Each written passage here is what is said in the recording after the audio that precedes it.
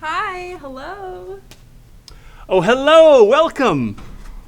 You must be Mr. and Mrs. Dane. We're so glad to be here. My husband and I have been thinking about trying counseling for a while now. Oh, We are dedicated to making this work, so we are ready to try anything you have in mind. that sounds wonderful, you two. Have a seat. Now, as I understand it, you two sought me out specifically. Yes, actually, we have heard that you are one of the most experienced in the field. Well, I'm guilty. Yeah, I don't think you'll find anyone more experienced with marriages than me. Well, let's get straight to it. I like to start with asking what steps the two of you have taken to improve your communication before deciding on counseling. Well, let's see. We've been working on our communication. We sometimes get in arguments that, reach a boiling point. Okay. Yeah, go on. So we've been working on arguing in a more constructive way. Exactly. Whenever we are angry, we take a few minutes apart to collect ourselves, and then later we'll be able to talk about our problems without blowing up at each other. We're also working on trying to be more accepting of each other's trivial problems. So if there's clothes on the floor, we pick them up instead of starting an argument. Yeah, and we have also been trying to give ourselves more personal time. We find it very valuable to have time to ourselves. It helps us. All right. I'm gonna stop you two right there.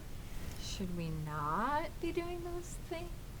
Oh, you two are gonna be much more difficult than I thought. Look, I've been married over 20 times, so believe me when I say I know what I'm talking about. Okay? The first thing we got to do is talk about how you guys are dealing with I'm arguments. sorry. I must have misread you. How many times have you been married? Over 20. So I'm considered an expert on the subject of marriages. So you have been divorced for over 20 times? Well, yeah. But this is marriage counseling, not divorce counseling, so. As I was saying about arguments, you guys are dealing with arguments completely wrong. Well, actually, letting ourselves cool off before we talk has been helping a lot. We go to bed happy far more than we used to.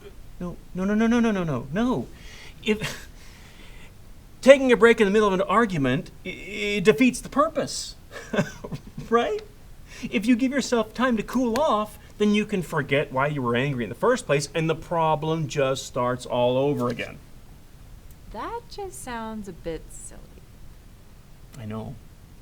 I know, it can sound silly to an incompatible couple like yourselves, but remember, this is coming from an expert, okay?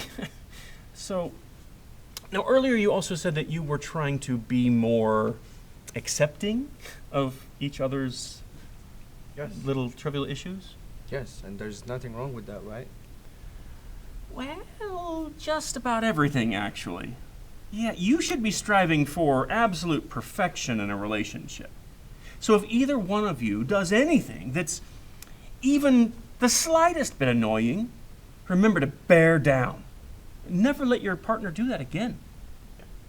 That just sounds like a horrible idea. It's your marriage. I'm sorry, but that counseling license looks like you printed it off Google Images. Look, forget about the license. It's not about the license. Look, it's about the experience, right? After all, I have been married. Over 20 times. Exactly. Listen, I think we're better off on our own. Fine. Hey, but if all else fails, remember, children always save a relationship.